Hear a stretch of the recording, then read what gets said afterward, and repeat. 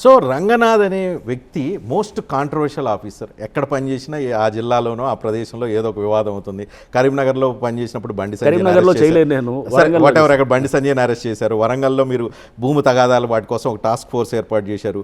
అక్కడ ప్రీతి ఒక అమ్మాయి మర్డర్ కేసుని ఇచ్చేశారు. నల్గొండలో పనిచేస్తూనేమో అమృత కేసు ఇష్యూ అయింది. ఎక్కడ పనిచేసినా ఇష్యూస్ మీ చుట్టూ తిరుగుతాయా, లేకపోతే మీ వల్ల ఇష్యూస్ పెద్దవి అవుతాయా? లేదు అనుకుంటే ఆ ఇష్యూస్ జరగండి మీరు కన్వీనియంట్గా మీ ప్రొజెక్షన్కి వాడుకుంటారు. మీరు రజనీకాంత్ గారు మీరు ప్రీతి కేసు అయినప్పుడు మీరే అప్పుడు నేను వరంగల్ సిపిగా ఉన్నప్పుడు మీరు ఫోన్ లైవ్ తీసుకున్నారు. ఓకే, సో తీసుకున్నప్పుడు ఇదే మాట అన్నారు. సో నేను ఆ ప్రీతి ఇష్యూ అయినప్పుడు కూడా దాంట్లో ఒక ఛార్జ్షీట్ ఫైల్ చేసాం. అది అఫ్కోర్స్ ఇంకా ట్రయల్ కాలేదు. అమృత నేను ఏం చేస్తానంటే ఒక ఇష్యూ వచ్చినప్పుడు పబ్లిక్లో దాని మీద ఎడ్యుకేషన్ జరగాలని అనుకుంటాను. ఎడ్యుకేషన్ జరిగి అమృత ప్రణయ్ కేసు ఫర్ ఇన్స్టెన్స్ అయినప్పుడు దాని మీద ఒక ఎడ్యుకేట్ చేయడానికి, అంటే ఒక కులాంతర వివాహాలు లేకపోతే కనుక ఒక తండ్రి ప్రేమ ఒక ఏదో టీన్స్లో ఉన్నటువంటి ప్రాబ్లమ్స్, ఆ ఇష్యూ మీద చాలా డిస్కషన్ అయింది. సో అప్పుడు ఏంటి వాళ్ళందరినీ ఎవరినైతే కాంట్రవర్సీ ఏం లేదు, అరెస్ట్ చేసిన వాళ్ళందరికీ కూడా డెత్ సెంటెన్స్ పడ్డది, మరణశిక్ష పడ్డది, యావజ్జీవ శిక్షలు పడ్డది. వాళ్ళందరూ ఐఎస్ఐ తీవ్రవాదులు, వాళ్ళకి యావజ్జీవ శిక్షలు పడ్డది. శర్మ అని చెప్పి ఎవడైతే నరికాడో అతనికి మరణశిక్ష పడ్డది. సో కాంట్రవర్సీ ఏం లేదు, పర్ఫెక్ట్గా కేసు తీసుకెళ్ళి 2000 కేసుల ఛార్జ్షీట్ 2000 పేజీల ఛార్జ్షీట్ ఫైల్ చేసాం గవర్నమెంట్ ఇది కోర్టుకి. దాని మీద బ్రహ్మాండమైన కేసు జరిగిన తర్వాత చేశారు. సో ఇట్లా నేను అనేది కాంట్రవర్సీ అనేది జస్ట్ బికాజ్ మనం ఎడ్యుకేట్ చేయాలని ట్రై చేసినప్పుడు కాంట్రవర్సీ అనేది అంటే ఎలా అనుకుంటాం? అది ఎడ్యుకేట్ మీడియాకి వచ్చి మనం చెప్పాలనుకున్నప్పుడు ఒకటి సపోజ్ ఇక్కడ రోడ్ నెంబర్ 45 జూబ్లీ హిల్స్లో డైవర్షన్ చేసాం. అది చేసినప్పుడు కొంత లాట్ ఆఫ్ ఇనిషియల్గా కన్ఫ్యూషన్ ఉంది, డైవర్షన్ చేసాం. ఇప్పటికి అదే నడుస్తుంది. అప్పుడు సివియానంద్ గారు వారు మా సిపిగా ఉన్నారు. సో నేను జాయింట్ సిపి ట్రాఫిక్గా ఉన్నాను. సో కాంట్రవర్సీ అంటే ఏంటి? రిఫార్మేటివ్. ఎప్పుడైతే మార్పుల వైపు పోతున్నామో, ఒక కొత్త పద్ధతిని ప్రజలకి మనం అవేర్నెస్ క్రియేట్ చేద్దాం అనుకున్నామో, చేస్తున్నాం అన్నప్పుడు ఒక నిజమైన మార్పును తీసుకొచ్చి సమాజాన్ని ఒక మంచి వైపు తీసుకెళ్దాం అనుకుంటే అది కాంట్రవర్సీ ఎలా అవుతుందండి? స్టేటస్ కోగా ఉండాలా?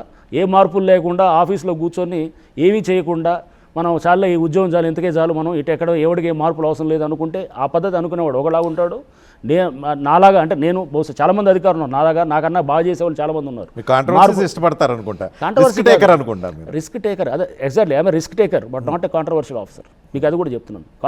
కాంట్రవర్సీస్ మీ చుట్టూ వైఫై లాగా కాంట్రవర్సీ అంటే ఇది నేను అంటున్నాను. మీరు ఒక కేసు అయినప్పుడు ఇప్పుడు ఇదే మీకు చెప్తున్నా, ఆయేషా కేసు అయింది. ఆయేషా కేసులో I was preliminary enquiry officer. ఈ రోజుకి ఎగ్జాక్ట్లీ మేము చేసిన సస్పెన్స్ గానే ఉండటానికి కూడా రంగనాథే కారణం. అసలు రంగనాథ్ కాదండి, అదే 1 year ప్రాపర్ కంక్లూజన్ చేయలేకపోతే మీరే కారణం.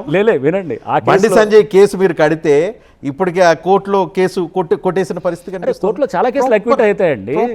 వినండి, ఆయేషా కేసులో మీరు చూస్తే నేను I'm not the investigating officer, నేను చేయలేదు. బట్ మా మీద అంటే కాంట్రవర్సీ తీసుకొచ్చి పెడుతుంటారు, నువ్వే చేసావు దర్యాప్తు అని. నేను ఎంక్వైరీ ఆఫీసర్ని. దాంట్లో జరిగిన వేరే ఎంక్వైరీస్ అన్నిటితో భాగంగా ఆయేషా కేసులో కూడా ఉన్నది. సిబిఐ ఇన్నేళ్లు చేసిన తర్వాత కూడా వాళ్ళేమి మేము చేసిన తప్పని ఎక్కడ చెప్పలేదు. ముద్దాయిని వాళ్ళు మళ్ళా కన్ఫర్మ్ చేయలేకపోయారు, కానీ ఈ సత్యంబాబు ముద్దాయి కాదు అని చెప్పట్లేదు ఎక్కడ. మీరు అది కూడా గమనించాలి. సో సత్యంబాబుకి 8 ఏళ్ళు జైలు శిక్ష పడ్డది. లోవర్ కోర్టు ఏది మెట్రోపాలిటన్ కోర్టు పేదవాడు దళితుడే వెళ్ళి మీరు లేదా వినండి, అన్ని చోట్ల పేదవాడని తీసుకురావడంతో మనం మాట్లాడారు. పేదవాడు రజనీకాంత్ గారు పేదవాడు కాబట్టి 8 సంవత్సరాల తర్వాత నువ్వు వాడు నిందితుడు అవునా కాదా అనేది.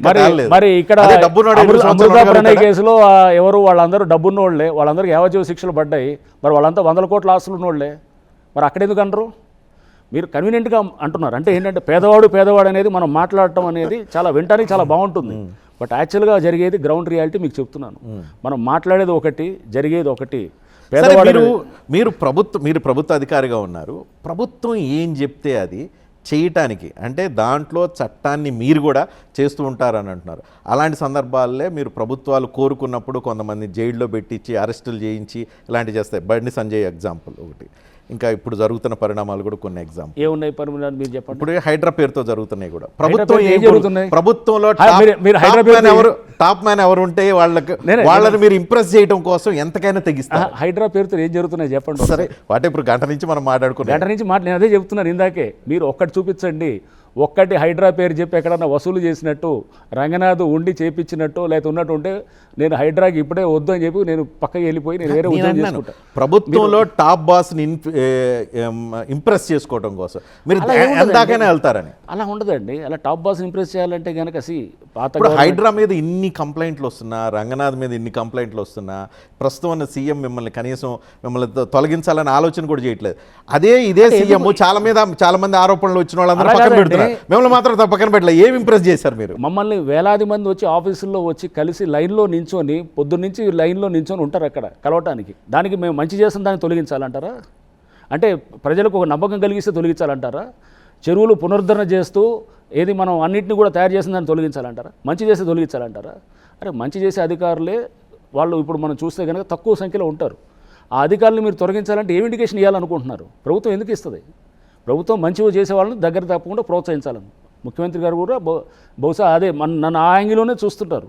చూసి తప్పకుండా వాళ్ళు ఏంటంటే they appreciate HYDRAA's actions. HYDRAA అనేది ఒక మంచి సంస్థగా తీసుకెళ్తున్నాం. మేము కూడా మా మీద ప్రభుత్వం ముఖ్యమంత్రి గారు ఏదైతే నమ్మకాన్ని పెట్టి మాకు ఈ బాధ్యత ఇచ్చారో మా వాళ్ళందరికీ చెప్తుంటాను మీటింగ్స్లో, మన మీద ఇంత నమ్మకం పెట్టించిందని ఎక్కడ కూడా ఆ నమ్మకాన్ని మనం కాపాడుకోవాలి, ఎక్కడ దాన్ని తప్పుగా తీసుకెళ్ళకూడదు. మనకి ఇంత బాధ్యత ఇన్ని పవర్స్ ఇచ్చారంటే ఇంకా బాధ్యతగా ఉండాలి. మనం ఏంటంటే మనకి ఈ పవర్స్ ఇచ్చినారంటే కనుక మనం నెతికెక్కకూడదు, ఇంకా మనం గ్రౌండెడ్గా ఉండాలి. చాలా స్పష్టంగా మీటింగ్స్లో, మా ఇంటర్నల్ మీటింగ్స్లో జరుగుతుంటాయి. మా ఆఫీసులందరికీ ఇదే చెప్తుంటాం. చెప్పి అంతేగాని మంచి చేసిన దానికి తొలగించాలి లేదా మంచి చేసిన దానికి చేయాలంటే కనుక అప్పుడు ఎవరిని పెట్టుకోవాలి?